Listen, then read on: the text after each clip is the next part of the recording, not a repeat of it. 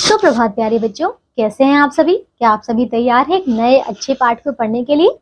तो आइए बच्चों शुरू करते हैं हमारी ये कक्षा। और आज हम पढ़ने वाले हमारा पाठ 6 जिसका नाम है कलम आज उनकी जय बोल। तो बच्चों एक प्यारी सी कविता है, आइए पढ़ते हैं इस कविता को। देखिए सबसे पहले हम पढ़ेंगे कविता का भावार्थ। देखिए क्या है। कविता उन शहीदों को श्रद्धांजलि अर्पित कर रही है जिन्होंने देश के लिए अपने प्राणों की आहुति दी। कवि कहता है कि कलम उन शहीदों की जय बोले जिन्होंने हंसते हंसते अपने प्राणों की आहुति दे दी।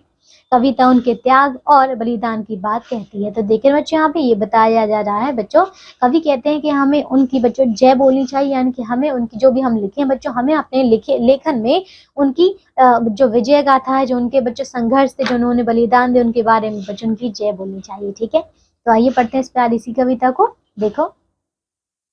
देखिए बच्चों, जला अस्थियां बारी बारी चिटकाई जिनमें चिंगारी, जो चढ़ गए पुण्य वेदी पर लिए बिना गर्दन का मोल, कलम आज इनकी जय बोल।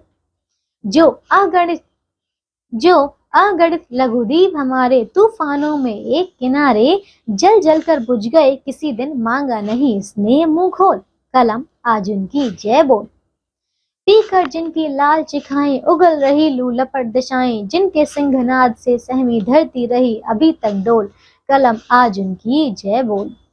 अंधा चकाचौंध का मारा क्या जाने इतिहास बेचारा, सखी है साखी है उनकी महिमा के सूर्य चंद्र भूगोल खगोल, कलम आज उनकी जय बोल। तो देखा बच्चों, ये है हमारी प्यारी सी कविता और इस कविता के कवि है रामधारी सिंह दिनकर। अब देखिए बच्चों, इस कविता का सरलार्थ क्या है जो हमने पढ़ा है। देखो, कवि उन शहीदों की बात कर रहा है जिन्होंने देश के लिए अपने प्राणों की आहुति दी, है ना बच्चों, हमने यही पढ़ा इसमें। उनकी अस्थियां चिंगारियों की तरह जल गईं, लेकिन उन्होंने बिना किसी स्वार्थ के देश के लिए बलिदान दिया। देख रहे बच्चों, उन्होंने किसी चीज की परवाह नहीं की, है ना, और उन्होंने बलिदान दे दिया अपने देश के लिए। कवि उन गुमनाम नायकों की बात कर रहे हैं जिन्होंने तूफानों में भी छोटे दीपकों की तरह रोशनी दिखाई। वे जल जल कर बुझ गए, लेकिन उन्होंने कभी किसी से स्नेह नहीं मांगा। उनकी वीरता और बलिदान से धरती भी कांप उठी, है ना बच्चों, धरती भी कांप गई उनके बलिदान से, उनकी वीरता से। उनकी शिखाएं बाघ की तरह लाल थी, उनका सिंहनाद सुनकर धरती भी कांप गई।